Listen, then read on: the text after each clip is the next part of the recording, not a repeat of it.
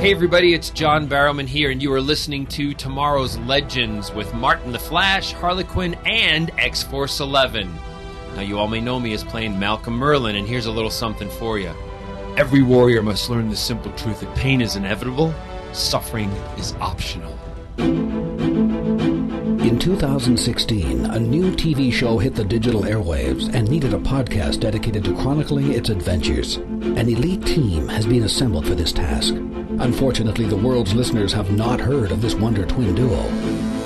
And although they may not be known now, in the future they will be referred to as Tomorrow's Legends.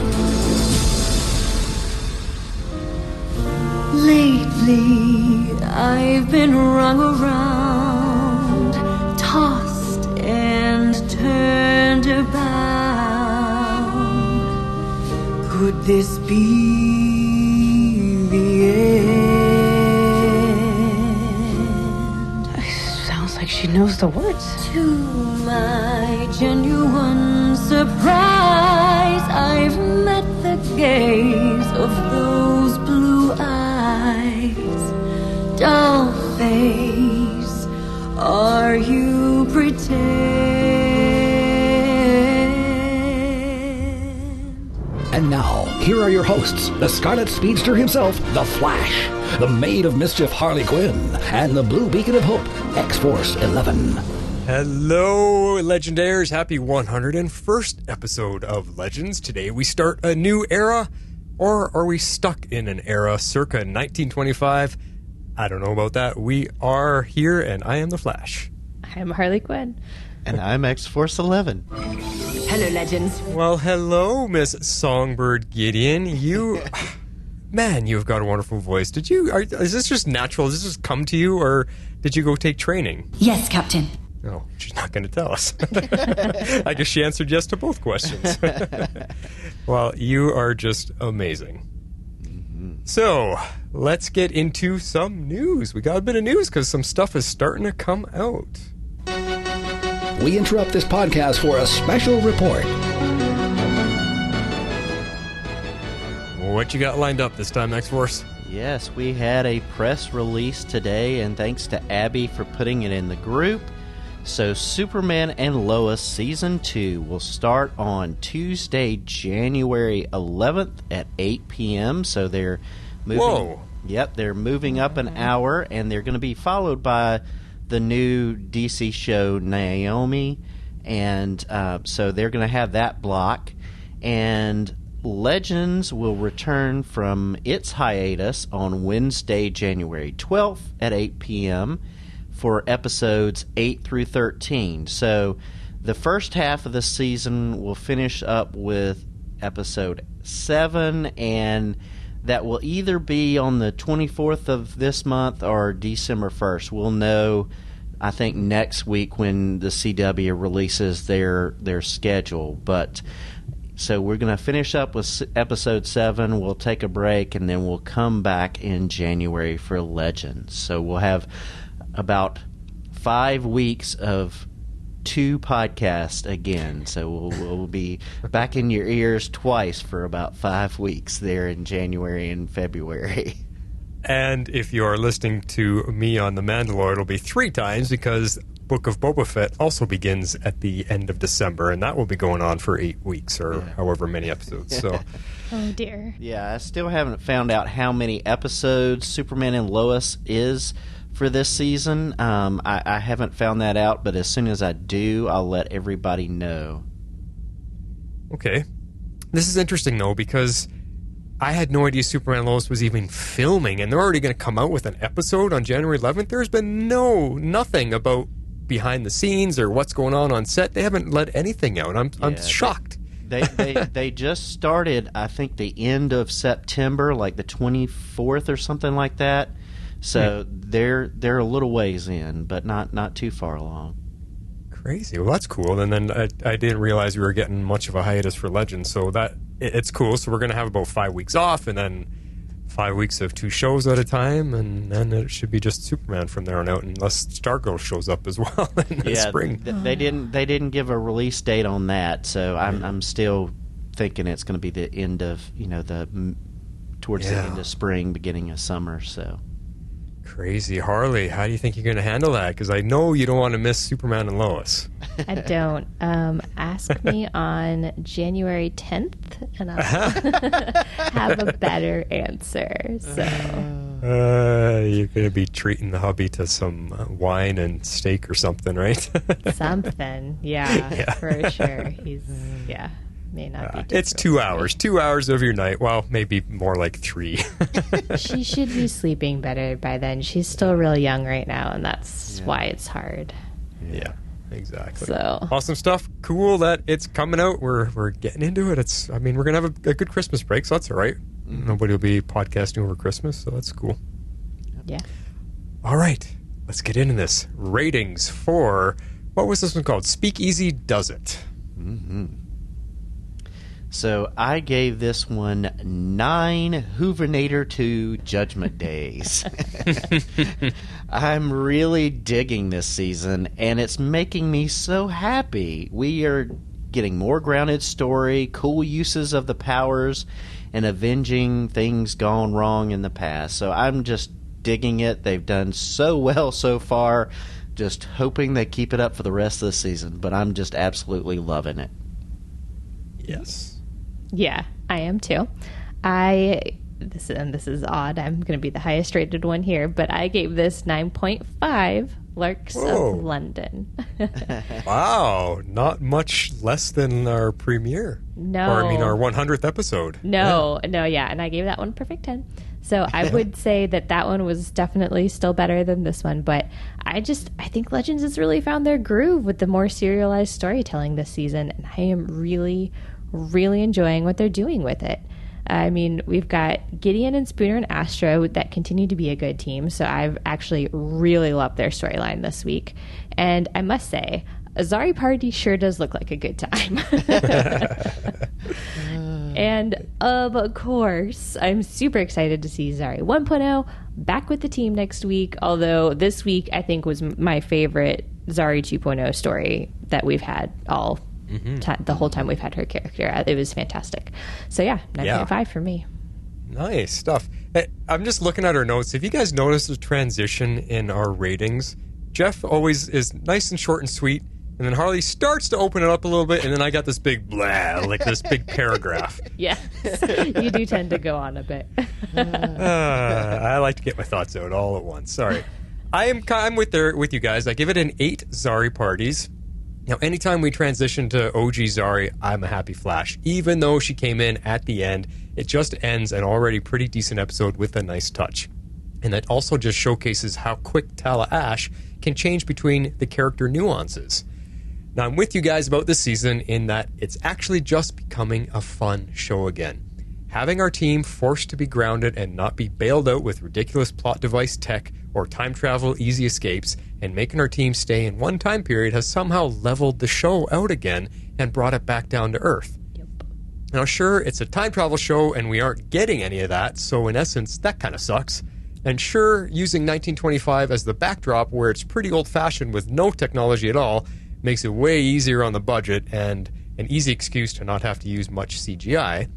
There is its down points, but the fact that they are getting good writing and good stories to exist in is making our characters feel alive again and relatable, if that makes sense. No, I totally agree. Yeah, Absolutely. Definitely. Yeah. All right, let's get into our show. Meanwhile, at the Hall of Justice. Start us off. So I broke this up into basically the 2 storylines. We've got Zari Party first, and then we'll deal with masquerading as masker ladies. So, Zari Party. The Bullet Blondes have made it to Chicago, but their reputation precedes them. And, I like this. They're on the run. The car's breaking down. They need to get disguised. And we start dealing with the racism aspect of this story, but it felt like it was in an organic way because this really happened with the shopkeepers and things like that.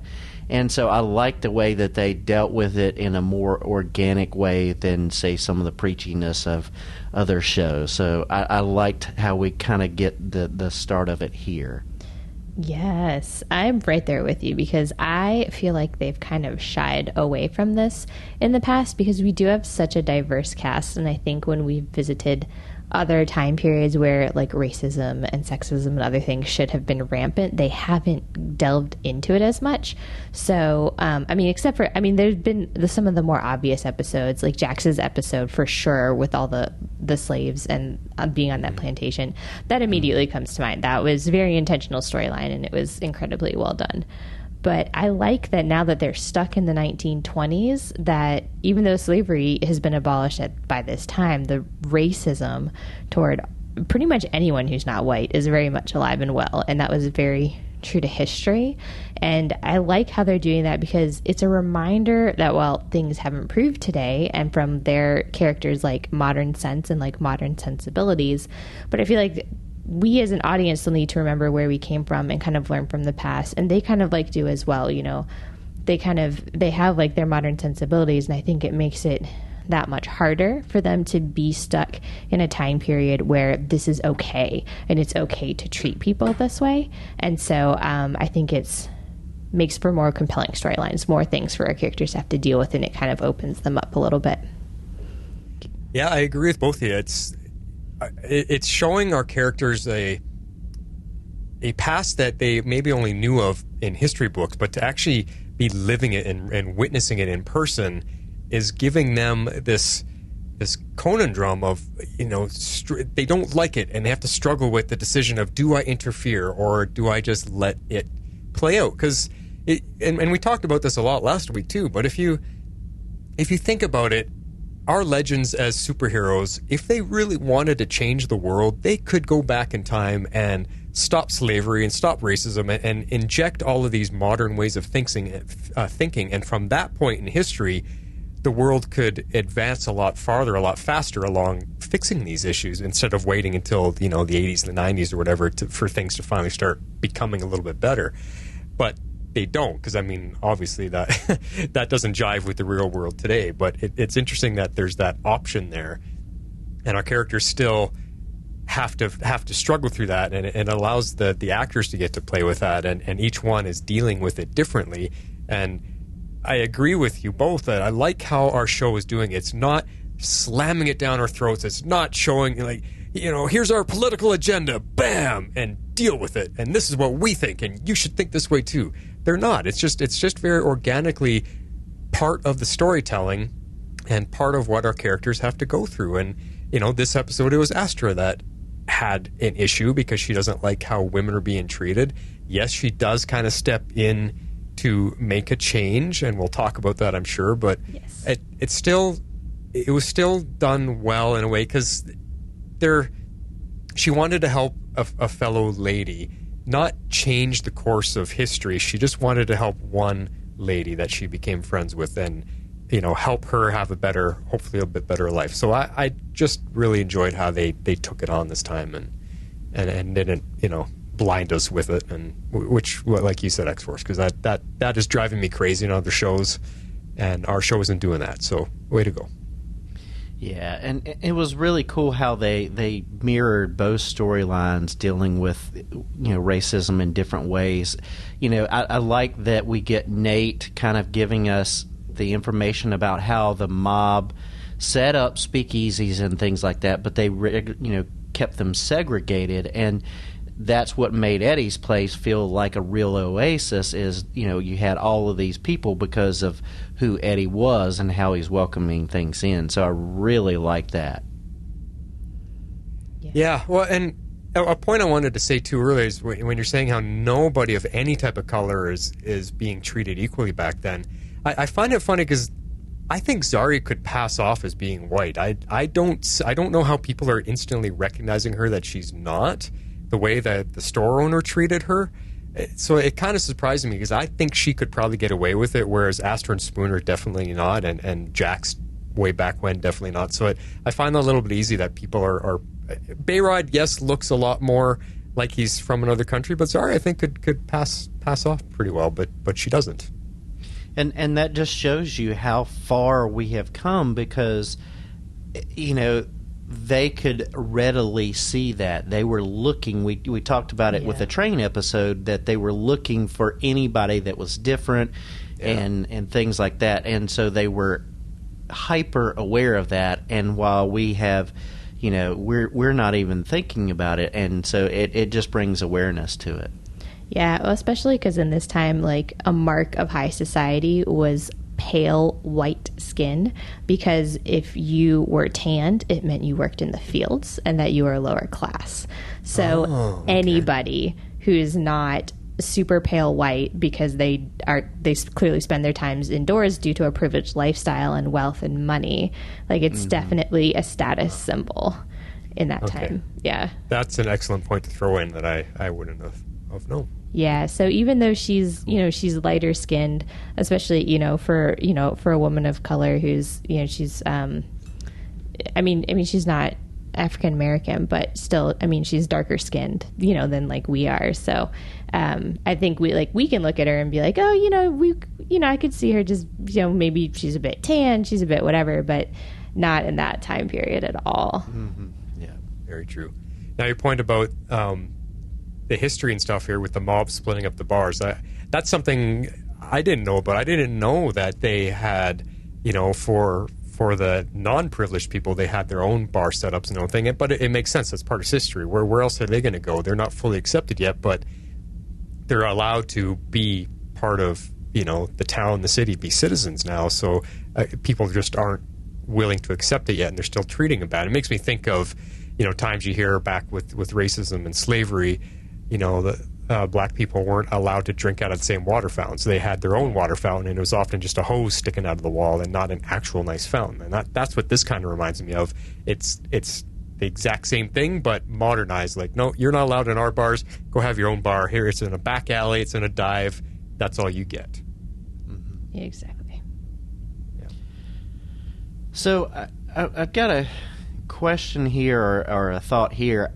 I do like Eddie a lot, but I was just wondering, were they pushing him and Zari together fast? Like, it seemed, I know it was part of the plot to help him out and to be a part of this speakeasy and bring that thing in, but it felt a little, to me, more romantic, more than two people of color helping each other out. Did either one of you kind of feel that or get that vibe either?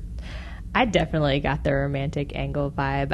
I'm glad it didn't really go further than what we saw in this episode, because I personally think it just would have been too soon for Zari.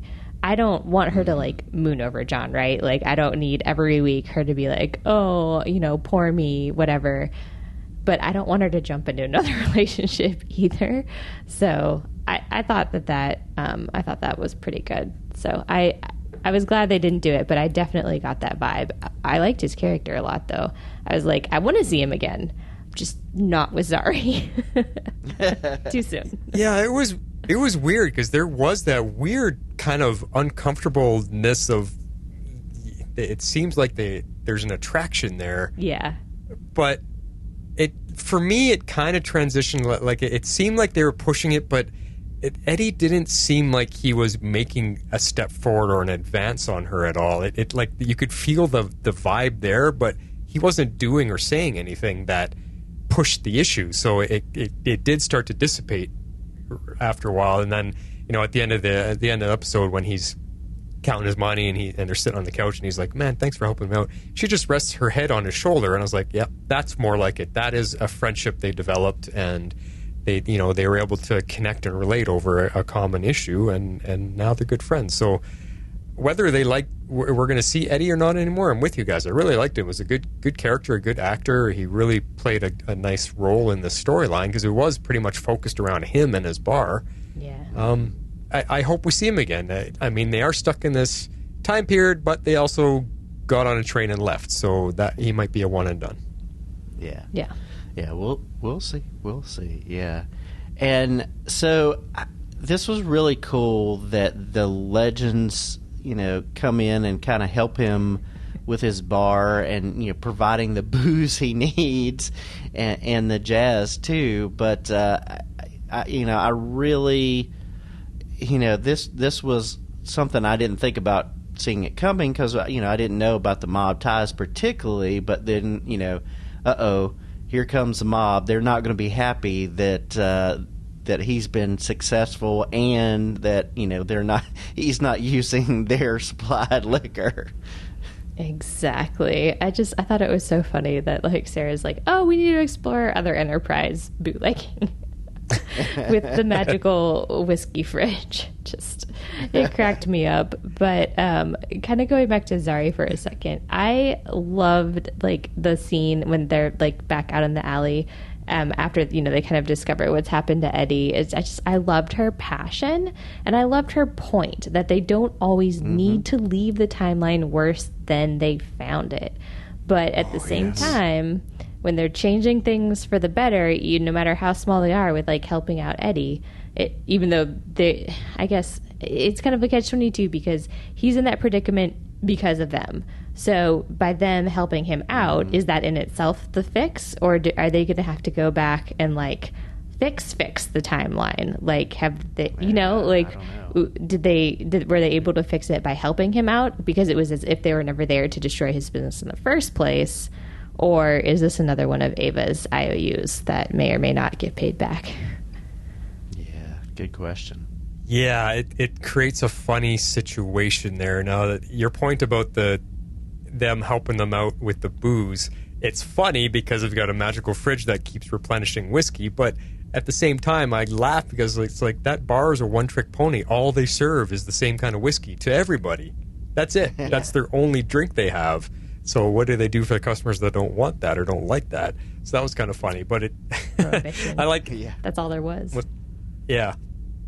But it does make sense. Like, I wasn't thinking at all that the mobsters were going to come calling, but it actually makes sense because why would they allow Eddie, a minority in that time period, to own his own bar and make a profit out of it? Of course, they're going to be in control and be in charge. They're going to supply him with what they want to supply him with and make sure that his bar stays a dive and doesn't have any success. Taking whatever money it is coming in, they're coming to take it. So it kind of makes sense in the storyline because we see that's how the mob runs anyway. That all the money comes to them anyway.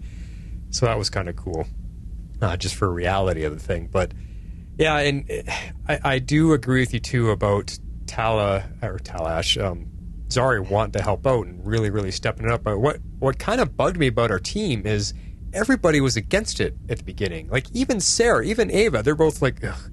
No, we're not doing this. We should it bugged me because I thought our team was a little bit more wanting to help, and when they see someone in trouble that they want to step in and help, and it just bothered me that especially Sarah and Ava were kind of pretty against it when Zari first brought it to them. I was like, wait a second, that's a little bit against character. I think you guys should be a little more open to what she's trying to present to you here. Yeah, I mean, I think it could also boil down to that they're having to deal with something new, of not having the immediate fix of being able to hop on the Waverider and get out of there and things like that. They're having to deal with being in the time period and really living in the time period and knowing that they're going to have to fix things up and things like that. So it's everybody's kind of off of their game because of being stuck in this time period, and that's bringing some things to light that probably wouldn't get brought to light if they were able to just get away and after the mission was over. But that's just my thoughts. I think that's a good point. Yeah, I also liked what you said, Harley. We don't always need to leave the timeline worse than when they found it. That is probably one of the best lines our Legends writers have ever given a character to say, because it makes sense. They can... Then this leads into what you're saying about how much they affect the timeline, but they can do little things to help people out just to make life better for them without altering the future and the history at all. They're just helping somebody out. This guy, yes, they caused the problem, but they also need to help him out and make it a little bit better for him in the end. And I don't think that would seriously affect the timeline in any really way, unless his bar became like the go-to bar for all the rich celebrities, and all of a sudden, well, who's this Eddie guy? Where did he get? Now he pops up in the history books as, owner of Club 52 or whatever that that famous club is. So Yeah. But I agree with it. They don't always have to leave the timeline worse, and that's also a funny dig at our show, because how many episodes have we seen where they do screw so much up in the past and then they just hop on the Waverider and leave? It's like, you know what? Yeah. So this is kind of a lesson for them to. I think it's a lesson for our characters, it's a lesson for the writers, and for our show as a whole, that they can actually fix things a little bit and do good, be heroes in a way that doesn't give anything away, if that makes sense. Yeah, definitely. Yeah. I mean, that's kind of what my question was. Is like, have they changed the timeline by making things worse for him? So they're really, kind of making it better, and that means they're not changing the timeline at all. Yeah, it's just it's an interesting thing to ponder, but. It is. Yeah. And we love that. Yeah, and I mean, this was a cool setup, because having the mansion become a speakeasy, that was a lot of fun, just to see them setting things up and everybody getting to play their little part in Zari's party, with Bayrod on the turntable Victrolas and just the music, the acrobats, the dancing, the booze, the whole sellout crowd. I mean, it was just such a fun little showcase for them all to get to play and enjoy themselves. Oh, absolutely. And I must say, Katie and Jess and their stunt doubles absolutely killed this whole routine. Like, I loved every minute of it, and I loved that they kind of adjusted to capture the Waverider. Like, it was all a part of their act, all a part of the show. Like, they didn't even miss a beat. Like, it really just shows their situational awareness, like, for those characters. I absolutely loved it. It was so great. And we see Katie Lotz dancing on her Instagram and stuff all the time, so she is just naturally really good at it. So, I mean, just watching the two of them was so fun. Like you said, their transition into putting on a show to making the capture of Waverider part of it. It was fun. It was really, and it was neat with the curtains, and they're flinging them around, and it was neat. But I was sitting there going, well, wait a second, is he another Terminator Waverider? Because if so, a curtain made out of silk is not going to hold him down. So I wonder if something will come out of that. But who knows? But it was fun. Well, I mean, I really think that he's got programming that would prevent, like, him outing himself to mass people. That maybe they learned that from Waverider 1.0. I don't know. True. Yeah. But the house set up as a big place to have a party was really fun. I mean, making it a speakeasy. I kind of chuckled too, because all these people are coming to this, clothing store or wig store, and they go into the back, through the back service area or whatever, into a closet, and there's this massive house. Like, did any of them even question it? It's just funny. But I guess when there's drinking involved, it doesn't really matter. Yeah. I don't think they cared. No, because they're getting a party, and I would love to have been there. Zari was just awesome, and having it all set. I mean, her, like you said in your opening monologue there, Harley, she just was fun, because this was a good thing for her, pulling on what she does best, putting together a show and a party, and she can still do it even in the 1920s. Absolutely. Although, I do have a point that yes, she needs to be careful with that phone. Man. She pulls it out when she's in the bar, because Eddie kind of calls her out early on, which, although it was hilarious how she explained her interesting compact that came from California by way of China, because it's an iPhone. And that killed me. I was like, that is a brilliant line. Loved that, first of all. But then she sets it down at the party and just walks away from it. Oh my God, gunshot to the head. Dumb. I know. I was like, okay, you're in the mansion, yes, but literally everyone else there is from 1925. I feel like she's super lucky that Astra found it and not someone else. Mm-hmm. And it got kicked around a few times too. Yes. Like, someone could have picked it up. Oh, what's this? Like, it's shiny. It's bejeweled on the back. Absolutely. Yeah. I don't know. Just a minor point. I would say this was the minor thing that probably knocked it off the 0.5 for me. Yeah. Well, and if you think about it, even at the end of the episode, she's like, oh, yeah, if someone knows my cell phone, can you just let me know? Like, she didn't even care. She wasn't even concerned that this could be a big problem.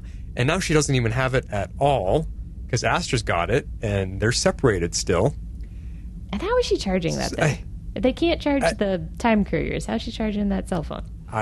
That was my nitpick. I was going to say, how is this phone still working back then? She better not have any reception of any kind, because all she was using it was as the camera, the selfie camera. But, okay, yeah, what kind of charge is that thing on?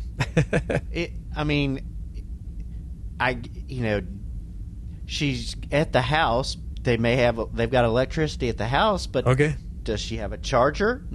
Probably not. Yeah. And they're not going to have a charger for the Zappy thing there either. Yeah. But Constantine's not going to think about, okay, I need to have a phone charger and yeah. So that bothered me. But so it was a minor little nitpick. But it was, I agree. I was thinking the same thing. Harley. It's not as much as a nitpick. It's what a dumb move on Zari. Like that really just that was a bad move. So it's not a nitpick that the show did wrong or screwed something up. It's Zari, you stupid idiot. Like holy cow. Yeah, I'm with you there. So we're still speculating on Waverider. Mm-hmm. So whoever sent 1.0 has sent a second one, and he's out for the Bullet Blondes. I mean, do we think this is Bishop and his Gideon sending them, or somebody else? I mean, I think it definitely feels like Bishop. Whether or not it is, I feel like we're supposed to think that. Because the tech is advanced enough that it's clearly from the future, which is post-2021 future, probably more like 2133 future, which is where Bishop is. He's got all the experience with building clones. It's an advanced interface, advanced AI. I feel like it's got Bishop written all over it. It kind of has to be, because our Legends, where we were first thinking, one of our theories is that it's the Legends sending things back to stop themselves or fix their mistakes. They can't. They can't build a robot like this. There's nobody on the team that's able to do it, and I don't think Gideon would be able to fabricate one in the replicator. I don't think she could do that. No, I don't think so either. Yeah, I feel like it's got to be Bishop. Yeah. So I didn't get this in the notes, but Martin, you may recognize the actor. I'm going to butcher his name, who plays Eddie, Hazma Faoud, because he played Cyrus Broderick in Arrow back in 2018. That's why he looks familiar. It's like, wow. So he was in The Dragon, Ties That Bind, and Life Sentence. So he was in those 3 episodes. And what was his name again? Cyrus Broderick. Yeah. So that's where you may have seen him from. Yeah, cool. Okay. I mean, as soon as you said that, it sounds familiar, but I just didn't. And he did look a little bit recognizable, but yeah, interesting. So, yeah. And just a side note, I loved all the jazz in this music. Music in this episode. I didn't grow up with that music, but I learned to appreciate it. I played in band, but not jazz stuff, but. Thanks to Ken Burns Jazz, I learned to appreciate it a whole lot, and but I loved it in this episode. So we got a lot of it. So we did. It was good stuff. Yeah, I'm with you. I appreciate it because it takes us back to a time when music was pure. There was people having to play an instrument, people having to sing, no studio to adjust and manipulate and add stuff to it. It's pure, and that makes me appreciate it because they are really talented. They're actually there doing it, and music was. I think even then music was appreciated because that is one of the only forms of entertainment. You've got music, you've got stage plays, and whatever circuses, whatever. Like it's a pure entertainment, and I can appreciate that because nowadays nothing's pure like that hardly anymore. Not a lot of this, yeah. Not a lot of it, no. Yeah. So we kind of finish up this section with Gary being the guy that is riding the train to New York City, while the rest of the Legends are, getting to question Waverider with the help of Zari 1.0. So I've got another is this the minor very nitpick last scene? here. Yeah. Sorry, go ahead, Harley. I'm just wondering, are we talking about the very last scene where we see Gary sitting on the train with the key and he kisses the key? Yeah. Okay, Yeah. I wanted to dive into that. What was going on there? Before you dive in, I just have a minor nitpick. They're complaining about Gary over tipping and not being having the proper mindset for 1925. Yet he's the one that goes on the train. They trust Gary of all people. They trust Gary. Sorry, that was a minor nitpick after the big deal they made about his tipping earlier. Yeah, they're pretty flush with cash, and Nate does not want to have anything to do with trains. He talked about that and earlier I guess in the Bayrod episode. can't do it because he's not white. Okay, all right. Well, either all is right. Gary, though. Yeah, he is. I thought Gary and Bayrod were both treated the same as foreigners. Yeah, they would probably treat him, I mean, as like Gary Green. It sounds like a Jewish name that's to a me. good point, I mean, yeah. So they would. I thought him and Bayrod were treated the same by Hoover's guys in that train in that one episode. They treated them both the same.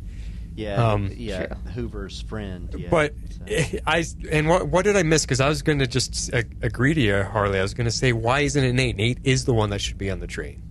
He was adamant. He's like, I'm done with trains. He called the Phantom House very early on. Yeah, and they've kind of we'll talk about it later, but they've maneuvering in. He's got to have a conversation with 1.0, so he has to be present. So that's why they've got him in the house. Yeah. So. Okay, so let's work through this. We saw our team in the back closet of the clothing store. That was the door they opened to get to the house. And now Gary leaves on the train with the key in hand, and he kisses the key, and he's like talking to the legends as if they're in the key, but we know they're not. They're back in the house. It does not change location until he unlocks a different door. So, I believe so. What happens to that store and where they are? He's traveling with the key, so I'm just trying to wrap my head around it because this is a magical dimension that they're trapped in. So until he opens a new door, essentially that one, can anyone else go into that storage room and open it now and be, whoa, sorry, where is this? Or is that door locked? Well, I mean, the door was open when they got to Astra and them got there, because the door where she finds the phone was open, and that was the door that they used.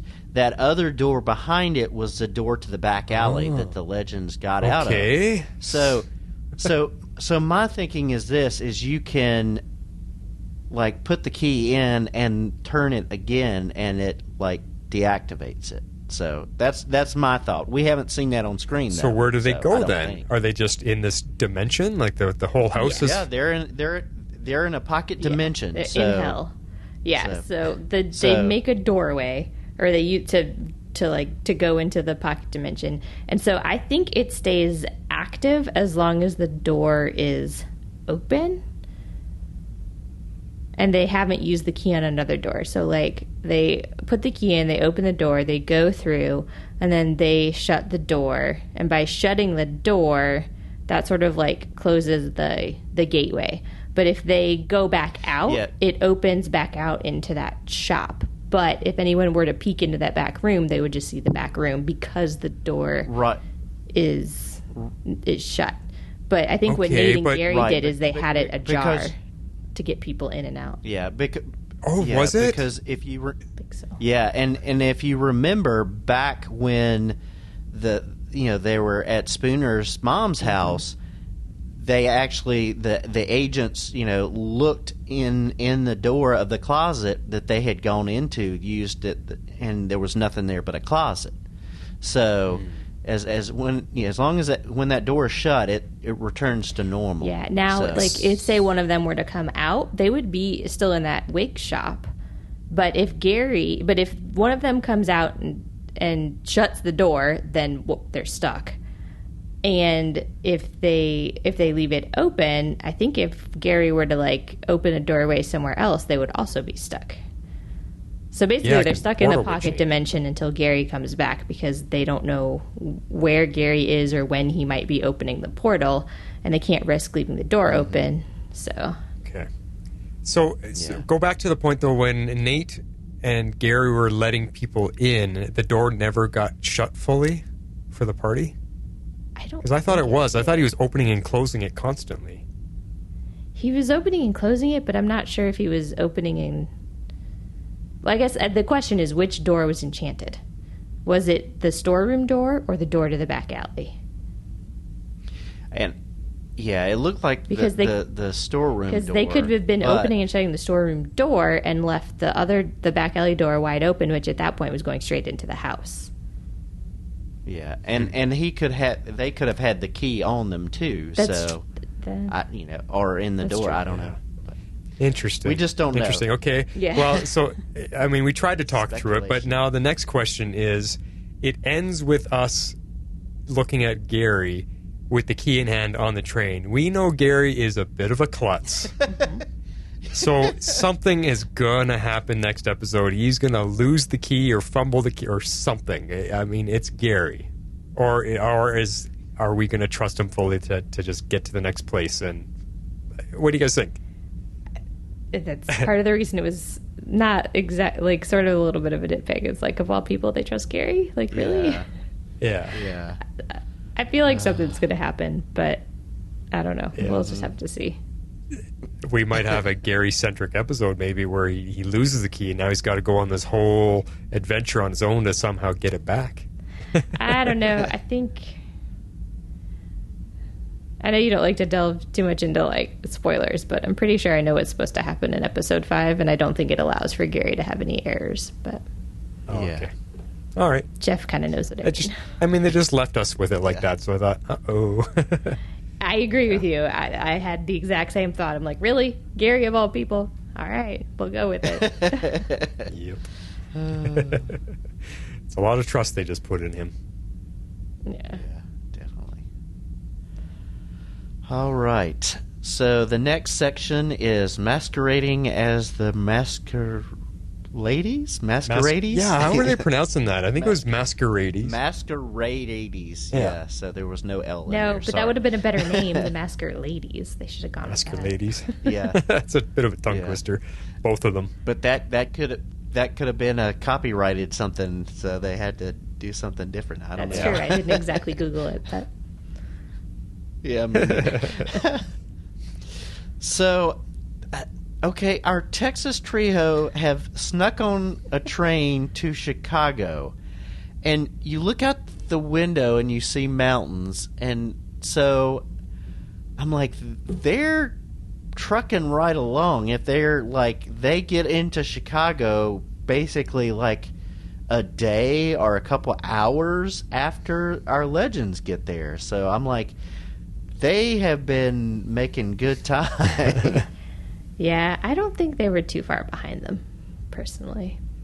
Let's reset this, because I wonder if any viewers are a little bit confused, because I am off and on.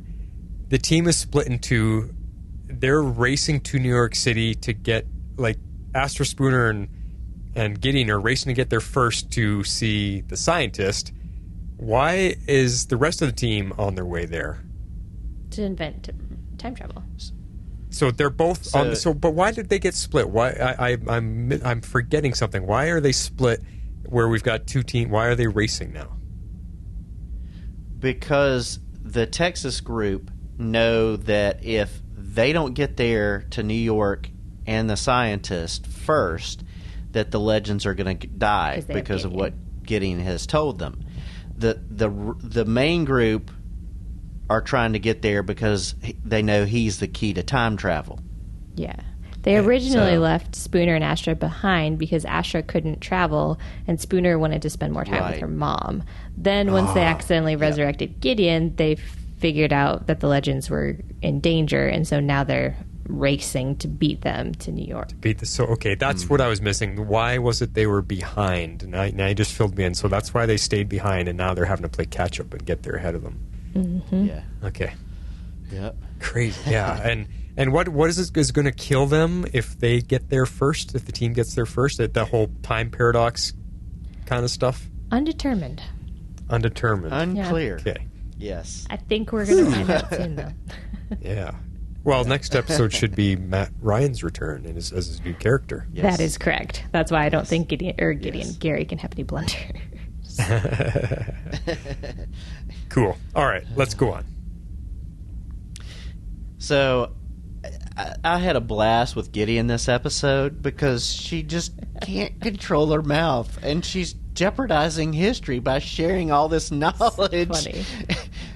She's still learning those ropes of being human, but it was just fun. I mean, it was just fun. I love the quiet game and everything. It was just hilarious. Yes. I think everything about her was fantastic. First of all, I would listen to her sing every episode. So if we can just make that happen, that would be amazing. Yes. And then her reactions were just hilarious. Like, she's super excited about sneaking on the train. She's confused when Astra sarcastically calls Spooner Captain Sharp. And then she's like mimicking Spooner's actions, and yet all the while she still speaks like an AI. It's just so funny. And I didn't notice it till my watch this evening of her eating, like on the train, and she's just like shoveling food in, and she's got like all the stuff in her mouth, and it was just she's doing all this stuff in the background that you just don't catch on that first watch. It was hilarious. Ditto to all of that. I'm saving it for my favorite scene. I will. I got a lot to say about Amy Pemberton for sure. So great. All right. Well, we'll save the rest for later. Yeah. So, they almost get kicked off the train, and they get rescued by this ladies' jazz group, and it was headed up by Maud, and she conveniently uses her ties to the mob and their manager to get them out of trouble, and I just liked her character immediately. I just thought it was really fun to kind of see her, use those quick words and those ties to her advantage. Yeah, I really liked her too. I actually kept expecting her to be someone famous because they're not supposed to be like interacting with people or like leaving big footprints or whatever. But then we realize the whole thing that's going on is that she's actually going to be murdered by her boyfriend, and it's kind of setting up this whole arc and discussion that we'll get into in a few minutes here with Astra. But I was just happy that they ended up saving her. I really liked the character, and I was happy that they were kind of able to, again, make something better for someone instead of leaving the timeline. They wouldn't have left it worse in this case, but it definitely was a very tragic thing. But again, I kind of wonder what this was going to do to the timeline, since she wasn't supposed to live. So this seems like a much bigger change than fixing Eddie's bar and fixing the mistake they had kind of already made. And that's where the question lies, though, is does she actually live? Because she just heads out the door with nothing but a bag of clothes or whatever in her hand. Her boyfriend isn't that far behind when he finds out, and he's part of the mob. He's got... I think the mob was going to be able to track her down, because how is she going to stay on the run? You're in the 1920s when women don't have any power and don't have much, they're not able to do a lot yet. So I don't think she's going to be able to get very far. I think there's a possibility that they may still find out he gets her in the end, which sucks. Because, like you said, Harley, if she survives and she's a fantastic singer, how does she not go on to become someone famous because of her singing talent? So that could be it's not a major change to the world's history, but it is a change. Yeah. And I thought she was, when they first met her and she first started singing, I thought, oh, who is this? We're going to find out this is somebody, like a Marilyn Monroe, like somebody that becomes famous, that we haven't got her name or her stage name yet. That's what I thought. Yeah, but I did too. I did too. But it was really fun to then see Astra use her knowledge of contracts to help the ladies get out of theirs. That was a blast to see her. All that time of all those contracts in hell really paid off in helping them get out of the contract there. So. Oh yeah, no, that was great, and this is yet another great example of the writers showing the time period. I loved it. Like, women are pretty much second-class citizens. White women, I might add, are the second-class citizens. If you're not white and you're a woman, it's even worse for you. Yeah. And so just like racism, sexism is rampant. But what I liked about this is the Roaring Twenties really did redefine the role of women. The Flappers really started a new era for women, and they really started female empowerment. They, fought for equal rights, and they fought for voting rights, and a lot of things happened for women white women mostly at that time, but still later on, every woman kind of reaped the benefits of what, they kind of this battle for, equality with men. And so I just like that with our diverse and largely female cast at this point, that it was kind of like a perfect thing for the writers to explore sexism and racism in the 1920s. It fit right in, and it was seamlessly done with the story, and I loved it. Totally agree with you, Harley. I think it really wrapped around our story arc for this episode really, really well. And I even like how they used Astra here, because we have questioned, or at least I have questioned, how is Astra going to fit on this team? What use is she going to be to the team? And this was a great example that pulled on her experience from growing up in hell and trying to gain the power that she got in there. She also dealt with contracts of, hell's version of contracts, but it still worked. It made her useful, and it made her be able to do something about this mission that they're on, and I really appreciated that. So, we complained about Astra last episode or episode before or whatever. This week, I'm not. They made good use of her. Yeah, I liked her a lot this episode, actually. Yeah. And so we get the train arrives, and Maud kind of pulls them in to perform at the new club that her boyfriend has, which turns out to be Eddie's old place, and she gets them to come along and help them out. Ugh. This was so cringy to me when we got to actually meet her mobster boyfriend. And I mean, we had seen him introduced already when he beat up Eddie, but this just sort of painted him in a whole different light. And this is the third topic that the writers tackle. It's another tough topic. I think it was very subtly done, though, done very well, as they were just illustrating abusive relationships. I mean, again, it's linked to sexism, but it just was taken to a whole other level where, I mean, as Astra points out, women, you didn't really have a choice. You needed to carry on to survive as best you could. And sometimes it did kill women, literally killed them because, they were just in a situation that there was no way they could get out of. And so, I don't know. I thought it was incredibly well done, and it was weaved in pretty seamlessly yet again to the storyline. Plus, I love this actress as well. I liked her singing. Yeah, I mean, you're so right. Again, it's a sensitive issue, but it's a sign of the times. And this, I think, is what went rampant back then, especially if you're involved with the mob. I mean, women were not treated equal. They were treated as prizes to have. And the mobster with the most money or the toughest or the most guns got the most beautiful woman, right? That's how it worked back then. And they treated them like, you're my prize, I own you, and you do what I say and when I say it, and I'll give you money, I'll give you clothing, give you whatever, but that's it. And if you go against me, I'll take all that away from you. And if it gets worse, they'll kill you, because they don't see them as a loving partner. They don't see them as someone to care for. It's a prize, it's a possession. And it's unfortunate that it was, and a lot of women were stuck in that abusive situation back then. Because that's the way it was, and nobody could do anything about it back then.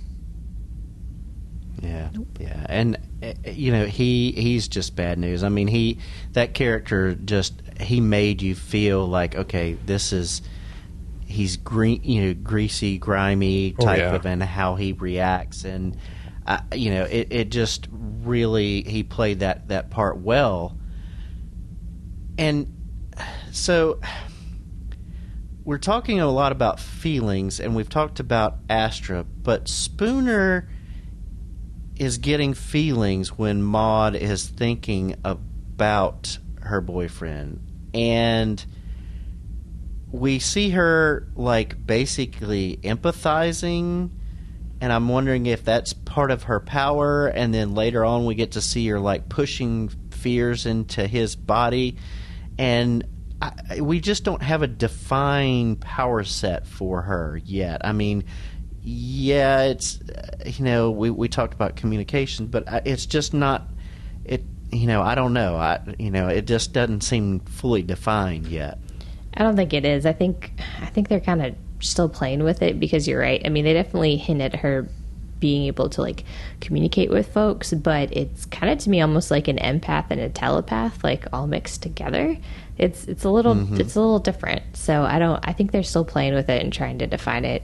The rules probably won't be super consistent either, if I had to place a guess. Yeah, and that's where one of the reasons that I didn't give it as high a rating either this time. It's just that her powers seem to be powers of convenience, whatever happens to work for the scene they need her in, and I don't like that. It's making her not have something substantial to actually become and be worth to the team. And I don't like someone just having powers of convenience, and they need to define it. They need to explain it, and not just give us as, oh, look at something new is happening to Spooner. She's feeling something. She's confused by it. Well, guess what? We're confused by it, and that's not good. Things need... Yeah. It's good to bring in new mystery, but don't confuse the viewers where we're going, this makes no sense. And Spooner right now makes no sense. Yeah, I think they need to do, kind of give us an explanation of really what her powers are, and so she can kind of discover everything. I mean, it's just felt like all along it's like her discovering that she has abilities and trying to put everything together. We saw that start of last season and even through now. So, but who's going to help her figure out what those are? I don't know. So to kind of define everything, I don't know. Yeah. No, I mean, I kind of like that they're letting her work through it and letting us see that. I'm okay with it right now not being super defined, but I think by the end of the season, we definitely need some rules and answers for sure. Yep. I agree. Yeah. So this is my favorite scene, but I just want to talk about that Astra really standing up to help Maude, and I just love the teamwork between her and Spooner to kind of help Maude realize why she needs to leave. And even Gideon steps up and takes a role and making sure. And it's really, once again, it's one of those things where the first time you miss it if you watch it, but then when you watch the second time, to actually watch Gideon in the background, it's just great. But I just love the three of them each playing their role to help Maude out. It was really neat. It was. I liked it. It was fun. Yeah, because Spooner and Gideon weren't quite wanting to help as much as Astra yet, but as Astra kept digging and explaining and giving her reasons, then the other two did finally soften up and be like, you know what, yeah, we have to help this lady. And it was cool. It was neat to see. Yeah.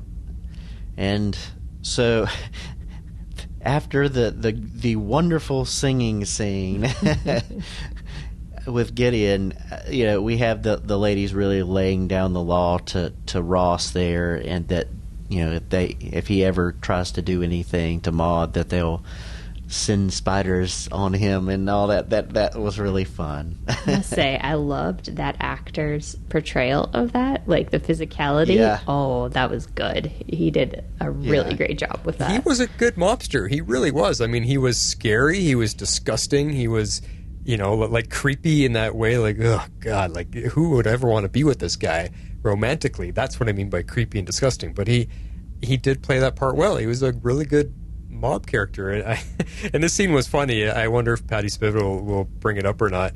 She did send in feedback again this week, but because she hid under the blanket when all those spider scenes kept coming up. She didn't watch any of it. It's neat. So again, what is Spooner able to do there? But yeah, I don't know. Strange, but good on that guy. Really liked him. I mean, to me, it felt like she was projecting it into his head and making him feel that, like, as she was saying it. Yeah, like amplifying his fear that he already had. All right there, Professor X. I mean, that's why I said it's like empath and telepath kind of combined. Yeah. So at the very end, they find out about the speakeasy with the bullet blondes, and they are hoofing it to get there. And I was just like, Gideon's running in those heels. I'm like, and Astra. Yeah, but I really noticed it on Gideon because, like, because you forget Astra's wearing heels. We talked about her height, just like, you forget about that. But I was like, oh my gosh! But they unfortunately they don't make it there in time. Of course not. It'd be too easy if they got to them now. Of course, It's kind of a fun element to this show. I mean, that scene alone just kind of set it in for me, or sink it in that this is a fun element to the show, that the race is on. It's a race to get to New York first. And I mean, I love the reality TV show Amazing Race, so I love this whole racing element. And basically this is it. It's like 1920s Amazing Race, because they all have to take different transportation to get there. But I like the slow motion sequences of them running and the women running. It's just cool, and the panic feeling it gives you, like, oh my God, get there, and it's like, they find the phone and like, geez, they were here. So it's fun. I like that this is going to carry through the season. I just wonder how long it's going to be, like to the finale. That who gets there first? I don't know. Well, actually, no, because if Constantine's new character shows up next week, they probably get there. Yeah. Yeah. Okay. We're all going to meet up in New York next week. Okay. Yeah. Be my Still, guess. I like the chase stuff. It's fun. I did too. I've enjoyed that. Yeah. Yeah, it's been fun. All right. Well, that gets us to our favorite scenes for this week. Planetary powers, activate! Okay, mine comes first this week, and I am calling it Quiet Game Gideon. Here it is. If we don't look out for one another, who will? Men? Men don't look out, they look at, if you know what I mean. You're referring to the rampant commodification of females by males that is a societal norm of this decade. You talk funny. I like it. My name's Susie Spencer. Suzanne Spencer marries Colin Baker in 1928, has 4 children, retires in Florida, and dies peacefully. That's enough talking, Gideon. You're supposed to be resting your voice, remember? Oh. Time to play the quiet game. Oh, the game invented by parents to quell their irritating children. Got it?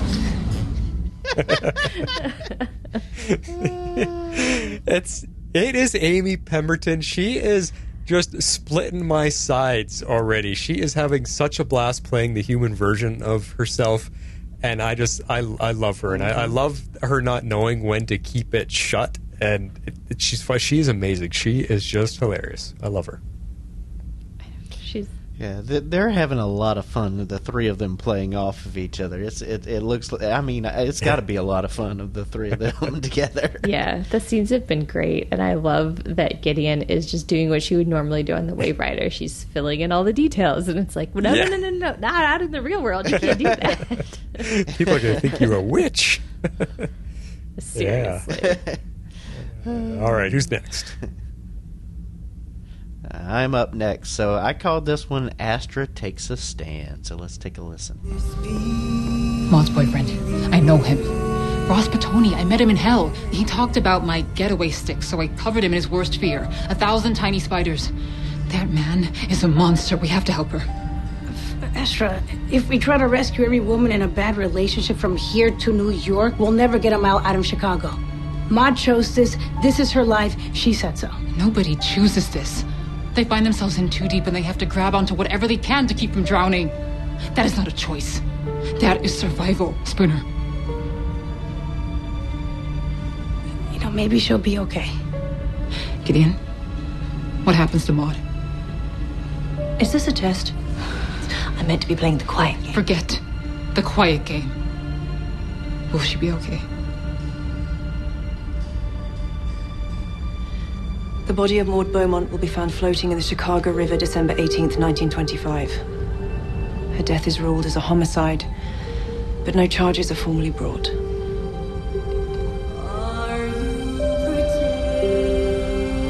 Astra. I don't care if this is how it's supposed to happen. I'm gonna save Maud, and there is nothing you can do to stop me. Yeah, that was just really great. I love that speech. I love her drive and her wanting to help out, and it was just great. Loved it. I have a feeling the actress playing Astra is drawing on something from her real life, because that was her most powerful, dramatic delivery we have seen yet. There was something she was pulling on to get that out of her. Yeah, it was great. It's definitely a really great scene. I mean, I kind of talked about its implications, but it was well written. It was well delivered. It was great. Even down to like the haunting music of her singing in the background. It was a nice touch. Yeah, real nice touch. Yeah. All right, Harley, you're last. All right, well, I chose something a little bit more amusing because it was kind of a heavy episode. Even though I really, really loved Zari's speech, I wanted to do something a little bit more fun. So I called this one Pathology. And can I just say, I think you're doing a fantastic job leading us on this mission. I know. Wow, it's pathological with you, isn't it? What are you talking about? You have a crush on Zari. What? No. Gary, you know what's happening here? It's not a real crush. Zari's triggering your attraction to powerful people. Think about it. Kayla, Ava, John. Shh, she might hear you. You get off being bossed around, you little sicko. You're just figuring this out now. Gary, don't you want to be with someone who respects you for the alien you are? No, not really. Worried about you, Gary? No, I'm worried about you too, but I don't go around shaming your pathology, do I? My pathology? What pathology? Well, that you find yourself in these relationships that can't go anywhere, so you don't have to put yourself in the vulnerable position of really giving yourself to another person because you have the excuse of timelines or totems holding you back. What? I think it's his reaction at the end that just does it for me. But I just love this interaction between them, where they're just kind of pointing things out about one another that the other doesn't. Well, I guess that Nate doesn't see, because Gary seems pretty self-aware, and it made me laugh a whole lot. Yeah, that's what I love about Gary. He is not annoying at all this season. They have found a place for him to fit on the team, and he is also hilarious. And I like you just said, Harlan, I love that he's just like, yeah, so who doesn't know that? Like he's just openly admitting to what Nate's accusing him of, and it's hilarious. Don't you want someone to respect you? No. Not really. and that it continues on in the fight scene, and just the dialogue between the two of them while they're fighting off Hoover's agents there. It was just speaking hilarious. Of fighting, the two of them fought really well together as a duo. I mean, Gary is throwing some punches and handling these mobsters. I was really surprised. The looks on his face, though, it's just at different points. It just was so funny. He's definitely fun. If you'd like to support our podcast, you can do so at our Patreon page at www.patreon.com/tomorrowslegends. Don't keep it to yourself now. Come on, baby, talk to us. It's feedback. Yeah, if we only had a musical theme with all the jazz, that would have been cool. I'll have to call Dan and say, all right, time to get some new ones. We need a jazz one. Yeah, he loves jazz, so yeah, he might have fun with that. All right, feedback, kicking it off with Daryl Washington. The best episode since the new season started. I haven't wanted to rewatch episodes this much in the first half of the season since the first half of season 4. I hate the guy in the beginning so much. I wanted him to get knocked out and tied up in his closet. Yes. Yep. I love the wigs in this episode, which is something that you can rarely say in the Arrowverse. Good point. Yes, agreed. Gideon is so great, from her wide-eyed innocence to her beautiful singing. I'm so glad they were able to return the favor and rescue their new friend who looks a little bit like Melissa Benoist. Interesting. Oh, yeah. That final sequence with the aerial routine was amazing. Katie and Jess worked so well together, and what a way to dispel the sisters' rumor. What did people think of bisexuality back then? Like, I was questioning that a little bit. Oh, that was not something you shared. You kept that locked way tight down. Yeah. Yeah. They had other special underground clubs for those sorts of things. For that. Hence the aforementioned Club 52. That's very famous. Yeah. Or Studio 52, I think it's called. Isn't that where... I probably shouldn't say that. I'm just not going to say that because it's probably wrong and it'll sound bad. So never mind. Lots of fun stuff happened at that club. Let's just say that. Oh, I'm certain that it did. All right, next up is our friend Tails. We haven't heard for a little while. We have not. Hey, Flash, X-Force, and Harley.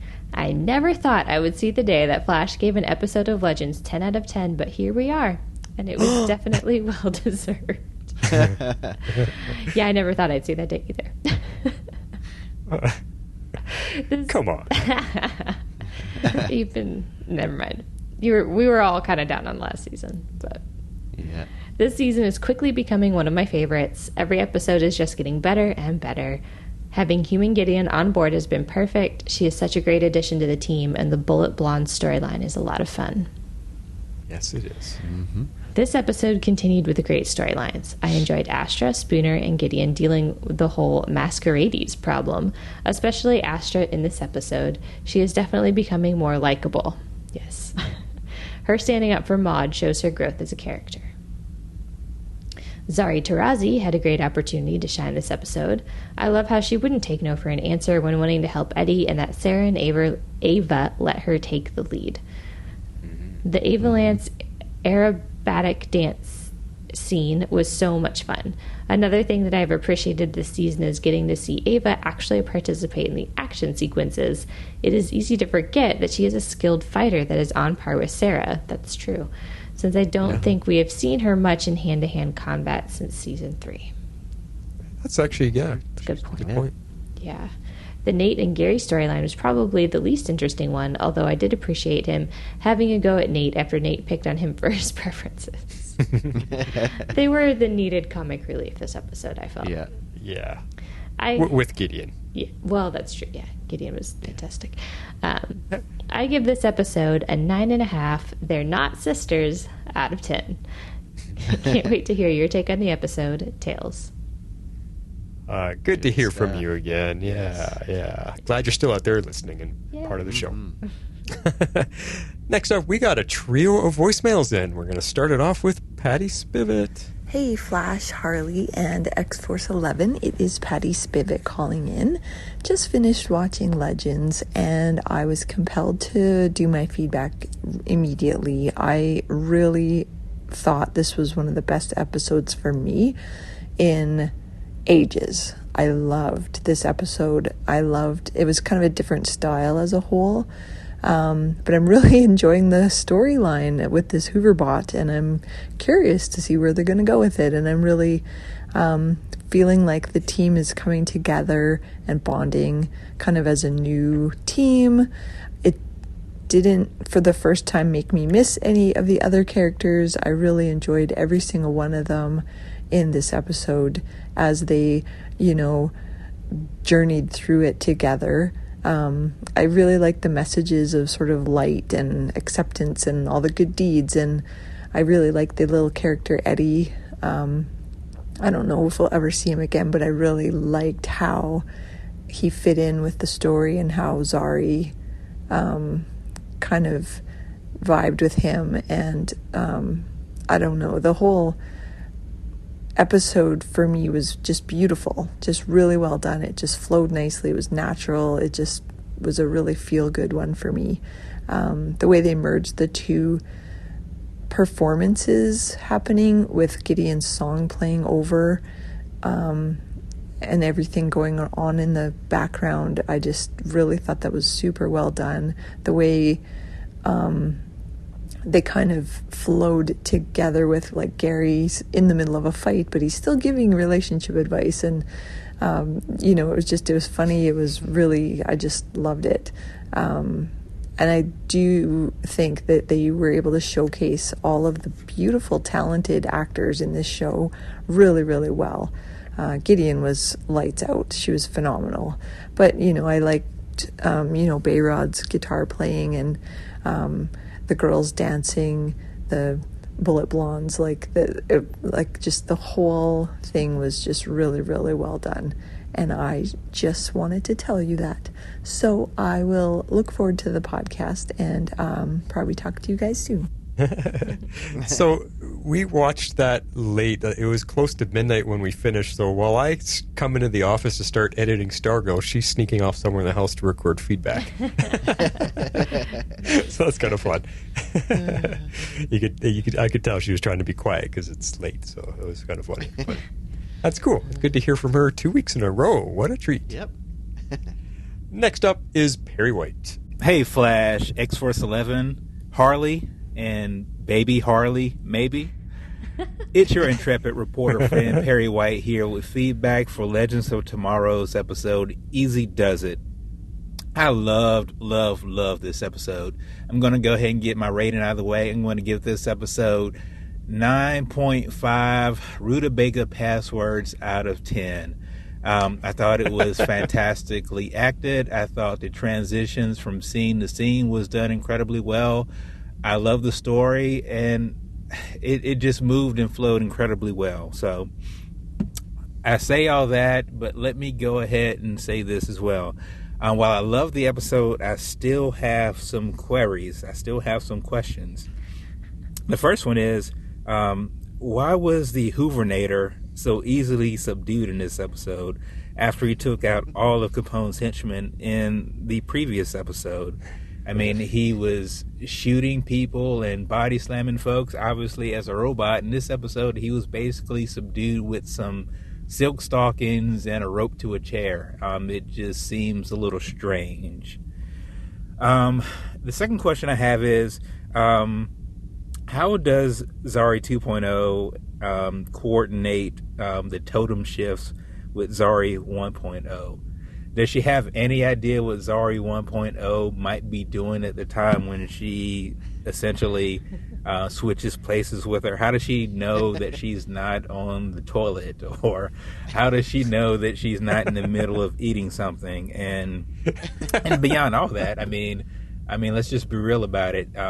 I still don't, and I don't know if any of us know what life in the totem is like for Zari. I really think the show needs to get to a point where they give us some kind of idea what life is like in the totem for Zari. Does time pass at any sort of normal rate? Does she need to eat? Does she need to sleep? Any of that. We don't know, and I need answers. So anyway, here's my next question, or sort of my next observation. If the Bullet Blondes and Zari and Bayrod, and to a degree Gary as well, sort of have these issues where they either rouse suspicion or are often the target of bigotry that's taking place in the 1920s, why don't they just have Nate do all of the quote-unquote heavy lifting that needs to be done in the 20s, like getting on trains and getting tickets and dealing with people and that sort of thing? And why don't they just let everyone else sort of hang out in the pocket dimension? It just seems like obviously that would be the tactical approach to take, and sure, it wouldn't be as dramatic, but you would think someone would say, hey, let's just do it this way, and maybe they give it a try, maybe it doesn't work, but it just seems like the obvious solution to their problems.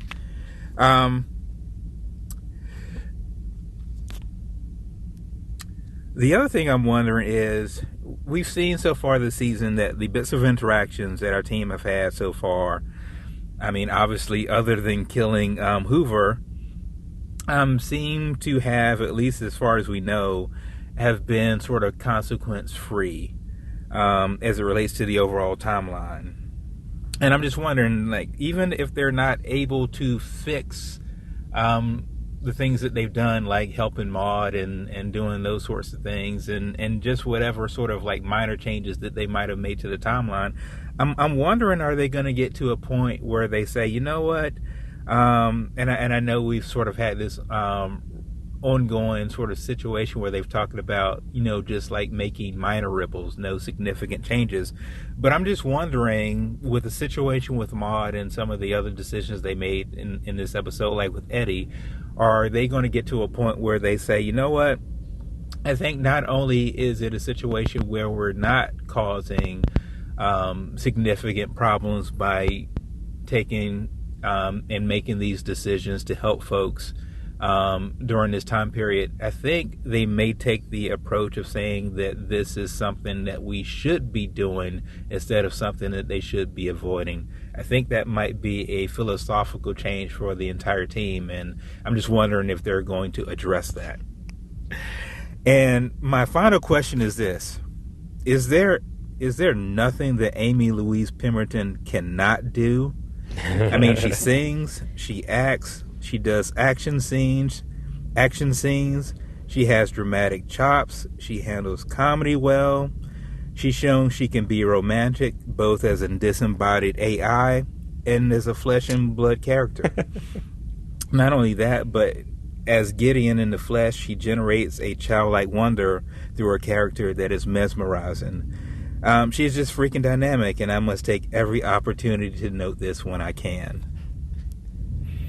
All right, yes. So these are my final notes. Hamza Fouad, I think that's how you pronounce his name, was fantastic as Eddie, opposite Tala Ash as Eddie and Zari. I liked the chemistry that they both demonstrated, and I liked the story that they shared. And you could just sort of tell that they had an easy rapport with each other, and it was just great to see. I Googled the dude because he looked a little bit familiar, but I wasn't totally sure, and finds out, obviously, that he was a member of Quadrant in Season 6 of Arrow. If you remember that season, that was the season with Richard Dragon, and now that I think about it, that's probably the reason why I don't remember this guy, because I try to forget that season of Arrow because of just how terrible Richard Dragon's storyline was. But anyway, it was nice to see Hamza Fouad shine in this episode. I sort of wish that we could see more of his character, but at least for this one-time episode, I thought he's fantastic. And it's got to be a really tough thing to do, to come in for like one episode, be sort of a day player, as he was, and also as the actress who played Maud. She sort of had an important role to play as sort of a trigger and narrative driver for both Astra and Spooner. But I would imagine it's always got to be tough to sort of come into a situation with folks who've been doing this for a while and have to play such a significant role and have to act it well and wear that character well. And I thought the actress, and I can't remember her name right now, but I think the actress who played Maud really contributed to the story and did a good job. So I just wanted to mention that also. One of the other things that I thought was really, really good about this episode was it was so great to see Zari 2.0 be in charge of a mission. Her character development has been fantastic, starting basically as sort of a Kim Kardashian social media clone, and now she's risen to be such an incredible and valuable member of the team. Obviously, plenty of folks were incredibly upset that Zari 2.0 came onto the show at the expense, obviously, of Zari 1.0. And I'm not going to sit here and say that I'm glad that Zari 1.0 sort of got pushed into the background, but it's just been amazing to see the arc that Zari 2.0 has done.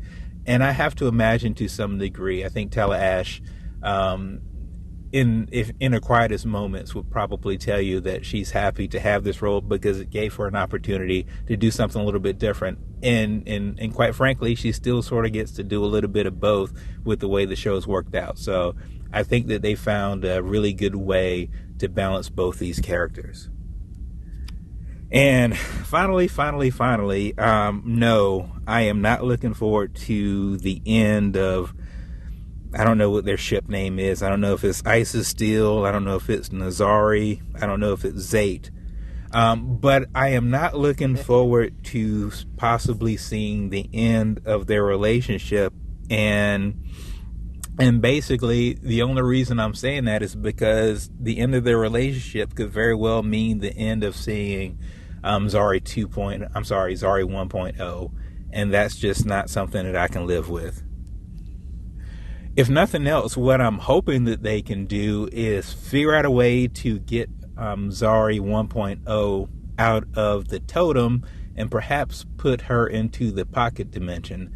That way, not only does it take away the fact that she would not just need to deal with Nate or be in the totem, but being in the pocket dimension would give her an opportunity to sort of interact with everyone else on the show without sort of having to pop or switch places with Zari 2.0. So I think that could be a resolution to all this. We'll see what happens.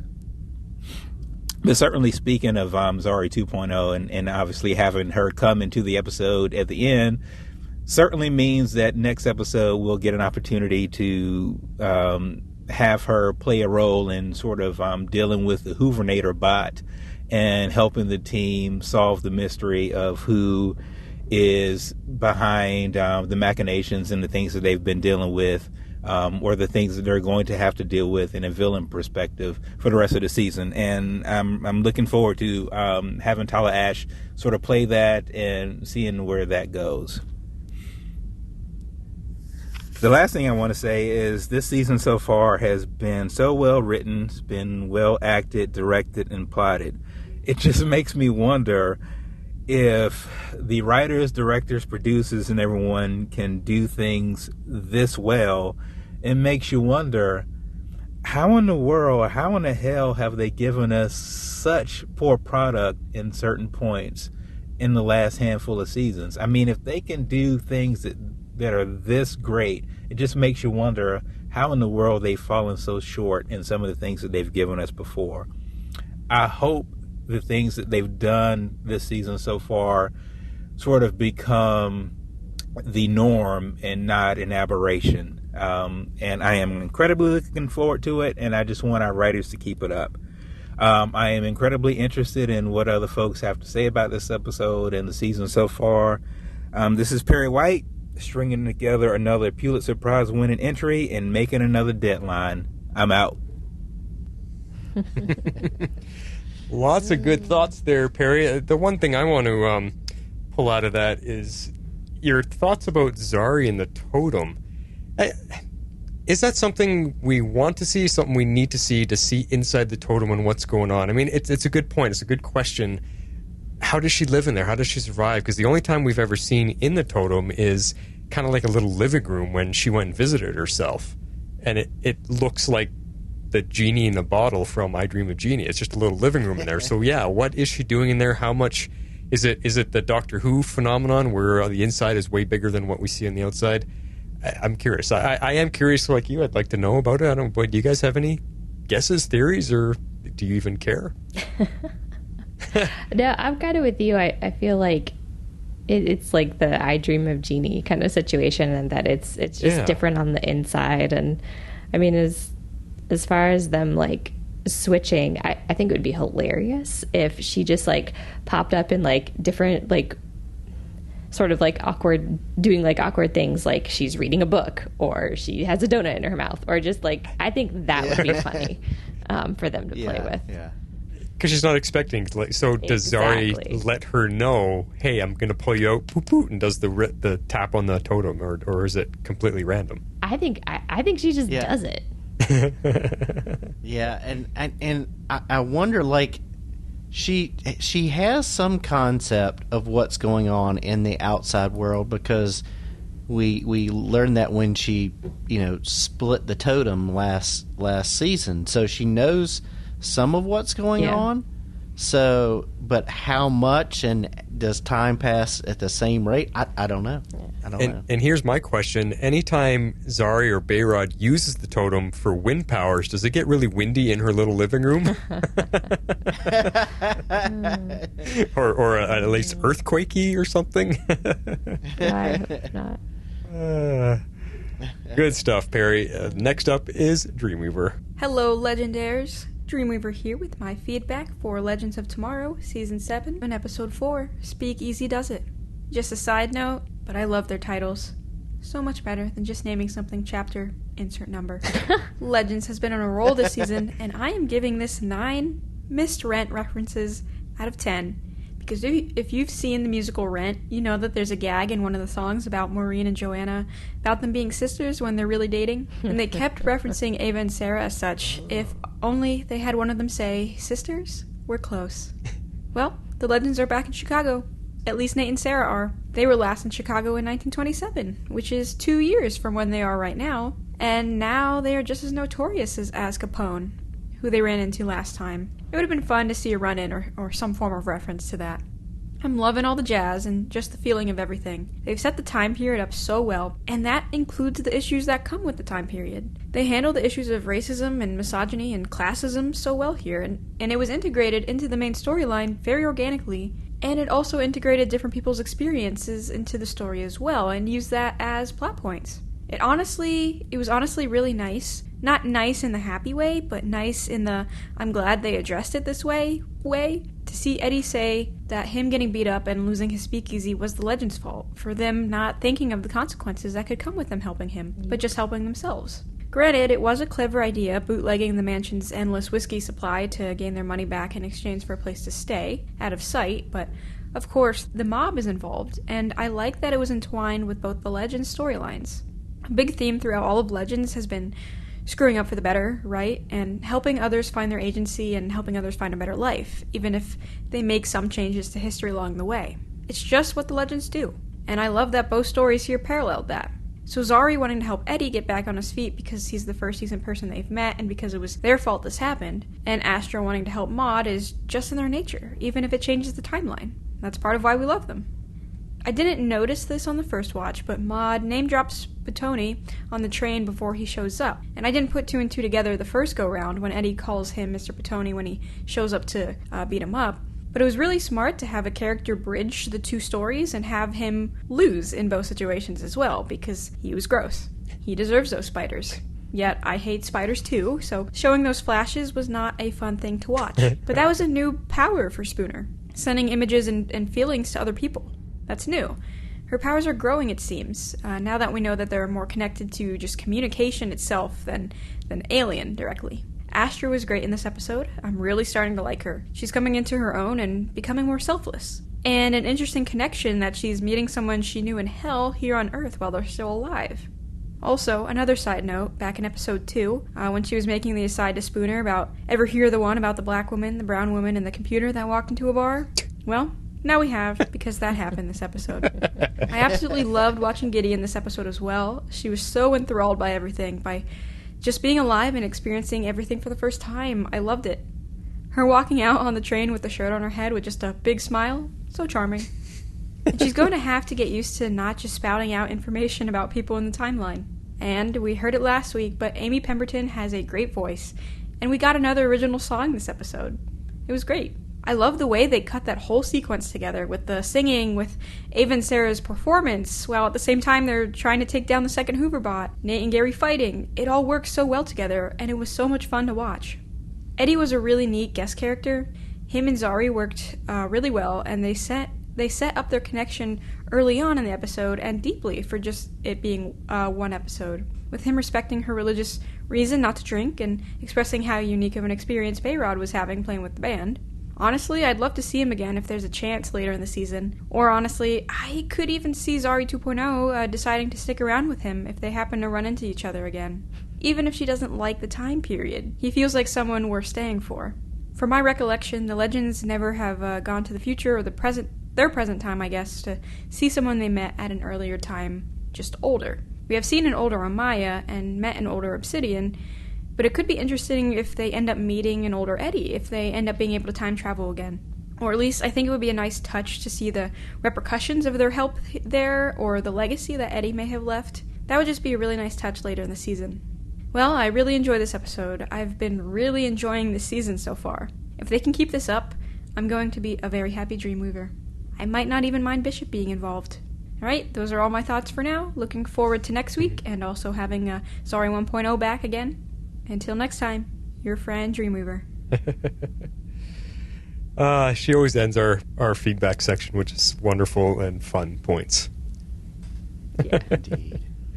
Awesome stuff, everybody. Great feedback as always. It looks like and sounds like everybody's really enjoying this season so far. So we're on a roll, and doesn't that feel good? Because it's been a few seasons since we've all felt like, wow, we're having fun again.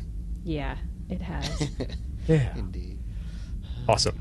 If you want to join the show, guys, and continue sending in feedback like these fine folks, just listen to this. If you would like to be a part of the show, you can send in your feedback to tomorrowslegendspodcast@gmail.com. You can also reach us on Twitter @tomorrowslegends. We'd love you to join our Facebook page at facebook.com/groups/tomorrowslegends and become part of the community.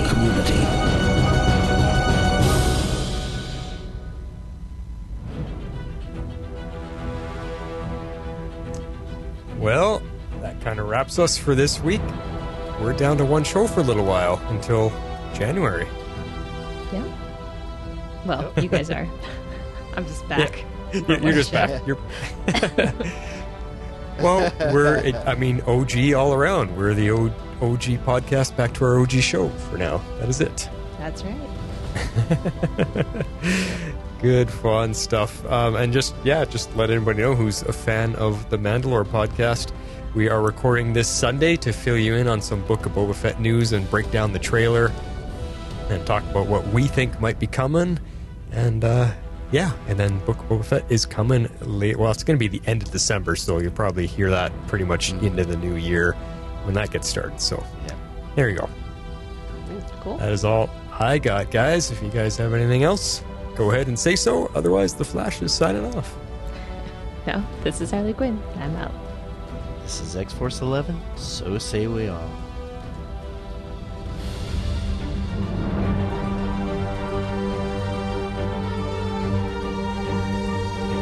Tomorrow's Legends is not affiliated with CBS, Warner Brothers, or the CW. We're a fan-made podcast for entertainment purposes only and are part of the Cybercast Network.